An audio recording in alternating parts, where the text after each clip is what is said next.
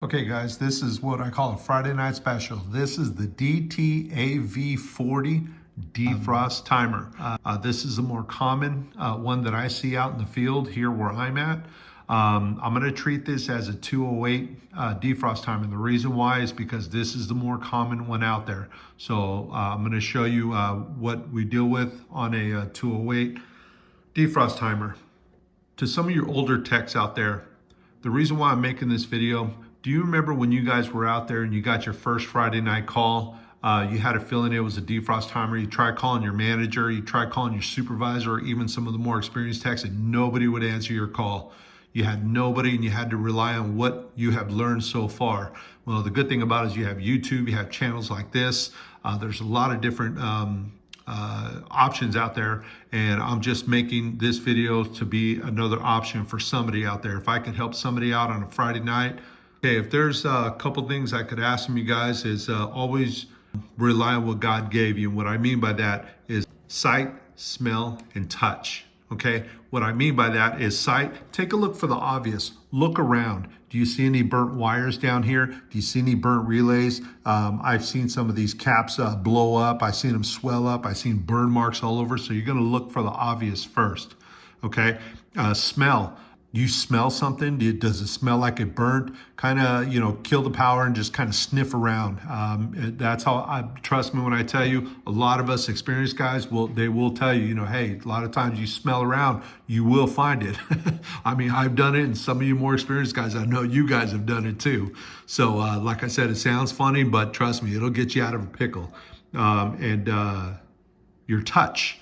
What I mean by touch, guys, is especially when the unit is off, always remember kill power anytime you're touching this.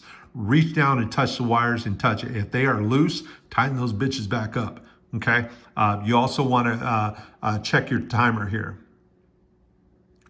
What I mean by checking the timer is I tell a lot of the new guys that I work with, anytime we go to the parts house and I stock up their truck, I'll tell them, the first thing I tell them is, hey, pull out your timer. What for? Pull out your timer. They pull out the timer. Okay, turn that timer. Okay, you see how easy that is? Yeah, okay, that's a normal timer. It's nice and easy. It kind of moves with the touch. If you get some that are like really, really hard to turn, you got to put a little bit of muscle into it just to turn it, then your timer's getting stuck. So most likely you're probably going to freeze up because it's stalling. There could be certain scenarios. So you also got to make sure you take a look at this. If there's any kind of issue with the timer, I tell everybody just change out the timer. If it looks faded and that timer is really hard to turn, just change it out. Don't even mess with it. Just change it out. Get a customer new one. It's time to go. Okay. First thing I do, guys, is I always want to check for power. One of the main things on this is you always want to look for the green light, red light. If you see a green light or red light, you know you got power, but you definitely want to double check. So with the power on, you want to check N to 1. N to 1 will give you 208 volts. Again, I'm treating this as a 208 system because this is what I most commonly see, and this is what I'm basing the video on. So N to 1, you should see 208 volts.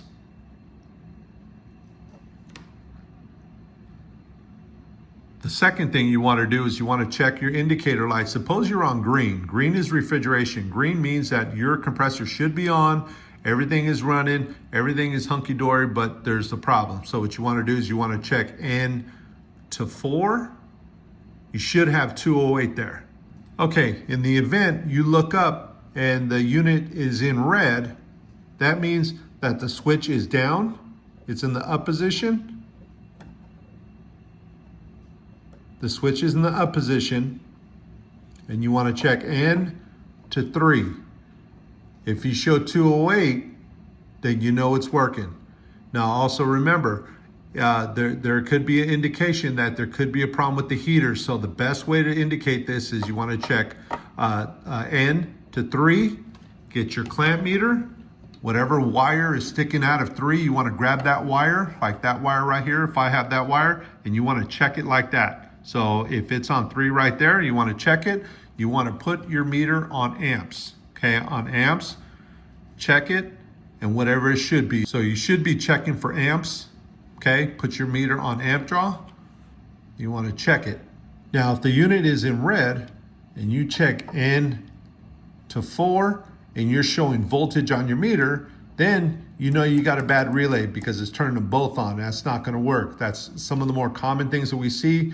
We'll see dual voltage on both. That means that it's just one of the relays is stuck. Just go ahead and get rid of it. Get yourself another one, okay? X, I'll get into a whole new video about X, but one thing I will tell you about X is definitely your termination.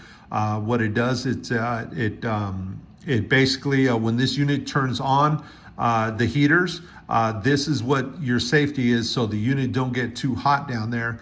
If it gets too hot, it'll automatically kick the unit out of defrost and go back into refrigeration.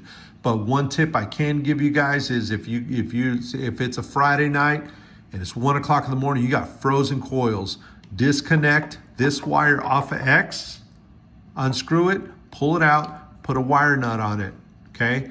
Put this for some extra time. The unit will run as far as it can go until that other switch down below, it's called a heat switch. This is just a trick that you can use to help defrost some of your some of the ice that's on there, guys.